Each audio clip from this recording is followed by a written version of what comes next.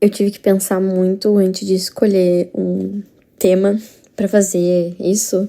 Qual é o tipo de coisa da minha área que eu vou falar por 10 minutos e gravar minha voz e editar um vídeo sobre isso? Então, a única coisa que veio na minha cabeça foi falar de linguística. Mas, cara, o que é linguística? Linguística, segundo o dicionário, é um substantivo feminino que significa o estudo científico da linguagem humana em sua totalidade.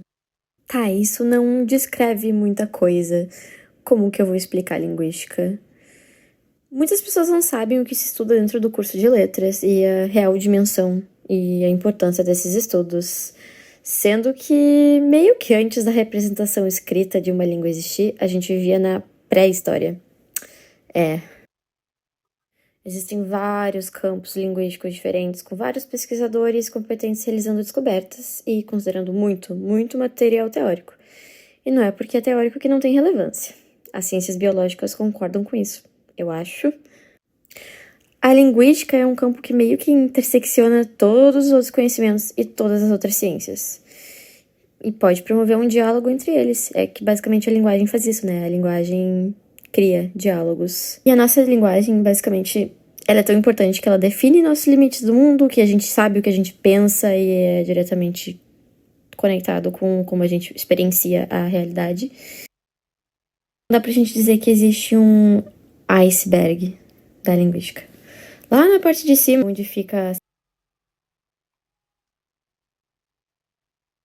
Aí tu vai descendo e as coisas vão ficando mais esquisitas, mais nichadas e até meio sem sentido. Para demonstrar isso, eu escolhi um texto do British Council, que é direcionado a estudantes de inglês avançado, falando sobre a linguagem humana, sobre a origem da linguagem humana.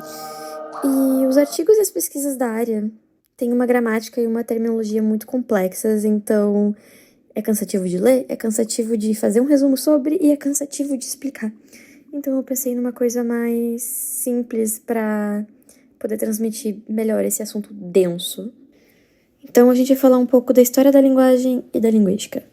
O campo da linguística, ele permite a gente a compreender o desenvolvimento de mais de 5.000 línguas que existem hoje. Um exemplo disso, dessa compreensão, não só das línguas existentes hoje, mas que já existiram, são as árvores genealógicas das línguas. Mas essa aqui é só da família indo-europeia. A gente pode ver o português no troncozinho das línguas românicas, que derivaram do latim. Ali o espanhol. Este es el programa número 1 de la televisión humorística, El Chavo. E o italiano.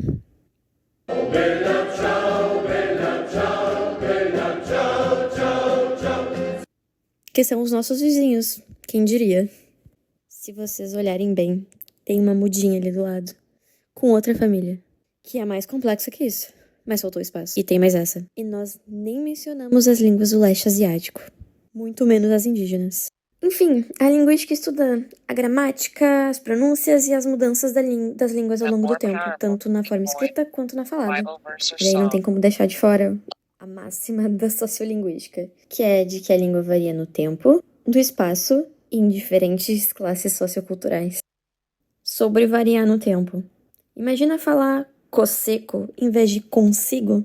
Parece que tá falando de outra coisa. E você que foi de vossa mercê pra vós mercê até chegar na forma que a gente conhece e usa hoje, mesmo que ainda exista o tu. Þú þeartun hjávunum, sí þín nama ég halgod, tobe como fin riche, e urde fin willa, neurdan suaswaun. Apesar dos pesares, tem áreas que ainda são muito pouco compreendidas. Principalmente aquela que tenta explicar como foi que os humanos desenvolveram a capacidade de linguagem em primeiro lugar. E esse o grande mistério da linguística é o nosso: existe vida fora da Terra? Com o avanço da ciência, começaram a usar a biologia evolutiva para explorar esse aspecto da linguística, porque dá conta de questões mais cerebrais, mais biológicas mesmo. Aí no texto diz: há mais perguntas e teorias inconclusivas do que respostas claras. E eu queria fazer um adendo, porque as teorias não são tão inconclusivas assim. Meio que são de leitura difícil e tem pouca conexão entre elas, sabe? Não precisa ler o Chomsky de cabo a rabo e concordar com cada coisa que ele fala. As teorias de desenvolvimento e aquisição da linguagem envolvem mais a área da neurociência e da psicologia. E assim nasce a psicolinguística. Para compreender mais, né, a linguagem humana, a gente tem que comparar ela com a linguagem de outros animais, porque, sim, os animais têm linguagem, só que a linguagem humana é incomparavelmente mais complexa.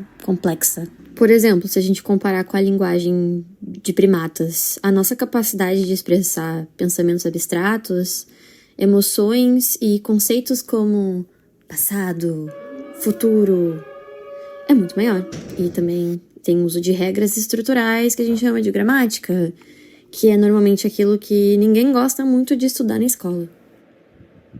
Pronto, falei. E um detalhe, cientistas fizeram várias tentativas de ensinar linguagem aos chimpanzés. Tipo, tiveram várias cobaias na história. E pra mim, o destaque de todas é a Nijinsky.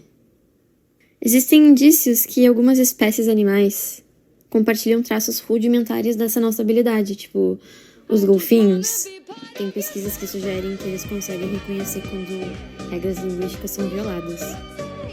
Enfim, eu morro de medo de golfinhos. Se eles seguirem esse caminho evolutivo, daqui a alguns séculos eles vão sair da água e vai acontecer a primeira guerra interespécie da história da Terra. Talvez o universo, não sei. Eles são meio psicopáticos também. A gente tem que considerar que os seres humanos também são animais, né? E, inclusive, nem sempre a gente teve essa habilidade, porque nós evoluímos.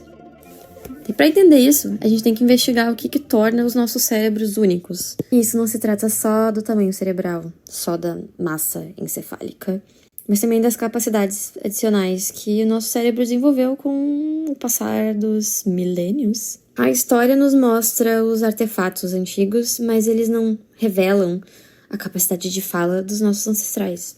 Mas eu queria adicionar que mesmo que eles não tivessem desenvolvido uma linguagem, entre muitas aspas, a gente pode combinar que assimilar, criar utensílios para uma atividade específica, ou fazer pinturas rupestres, já mostram uma capacidade linguística nos humanos pré-históricos.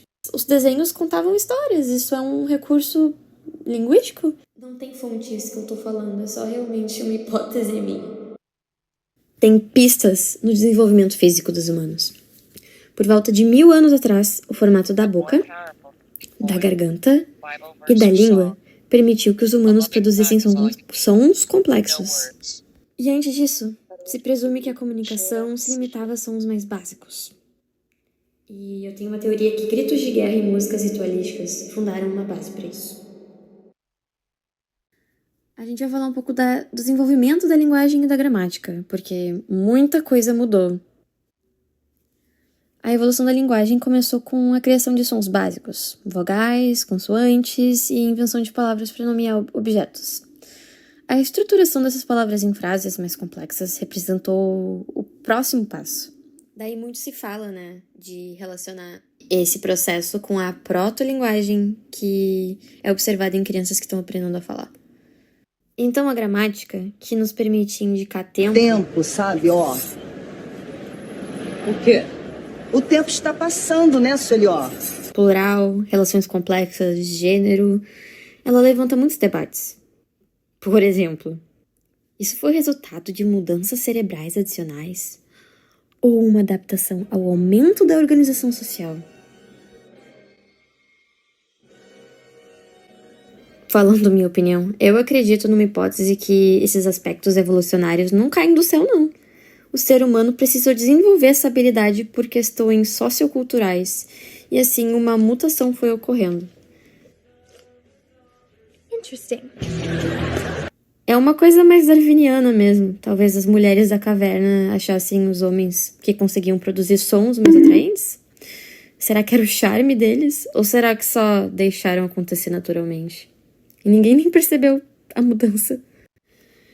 Como já foi pré-estabelecido aqui, a linguagem e a civilização têm uma relação muito próxima. Basicamente, a gente só se civilizou por causa da linguagem. Podemos dizer isso.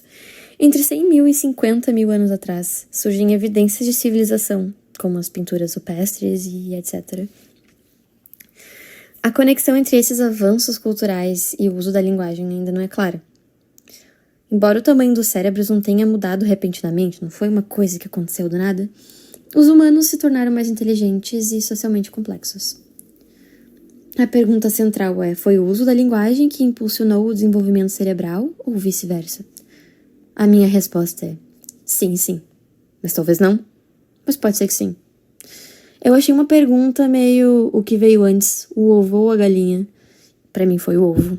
Daí chegamos no ponto que os pesquisadores identificaram uma mutação genética entre 200 mil e 100 mil anos atrás, que é relacionada à capacidade de falar e o controle motor da boca e dos músculos do rosto, porque, não sei se as pessoas sabem, a gente tem músculos e estruturas que deixam a gente fazer esses vários sons diferentes que constituem a linguagem, que a gente nem percebe que a gente está fazendo isso, mas sim, nós estamos. Os primatas, eles têm um gene semelhante, mas ele não passou pela mesma mutação, então é 100 planetas dos macacos, Aí no texto, basicamente diz assim: ainda é cedo para determinar o impacto exato dos genes na linguagem, mas avanços futuros podem revelar respostas através da análise do DNA. Viva a ciência! Mas enfim, mesmo com toda essa parte biológica, neurocientífica do desenvolvimento da linguagem, ainda é do nosso escopo da linguística. E eu acho que tem muitas teorias que falam sobre isso e elas merecem receber uma pincelada aqui. Basicamente tem um Noah Chomsky, que já foi mencionado 2 vezes nesse vídeo. E, resumindo bem, basicamente o Noah Chomsky acredita que nós temos um mecanismo interno nos nossos cérebros que meio que possibilitam que a gente desenvolva a linguagem de forma natural, assim, nós somos programados para isso, é a nossa natureza total, e as crianças já nascem com isso no cérebro delas. Essa perspectiva é o inatismo e, ok, temos fundamento científico sobre essa perspectiva, porém não é só isso, sabe? Enfim, eu acredito na perspectiva do interacionismo, que é essa junção desse mecanismo da nossa gramática universal, que é a hipótese do Chomsky, mais a interação com o ambiente que nós vivemos e com os outros seres humanos, os adultos, as outras crianças e... Enfim, isso fica muito claro quando nós vemos exemplos de crianças selvagens que meio que foram criadas sem acesso à sociedade, sem acesso à língua, sem conversar com ninguém, e elas não desenvolveram essa habilidade. Então é muito mais do que algo inato, como andar. Meio que se a criança não for ajudada, estimulada a andar, ela também não vai andar. Então, a linguagem nos faz humanos, assim como andar. E, inclusive, nos faz mais humanos do que andar. Eu não sei mais o que eu tô falando. Tchau. Tenha cuidado com o tecido da realidade, Garfield.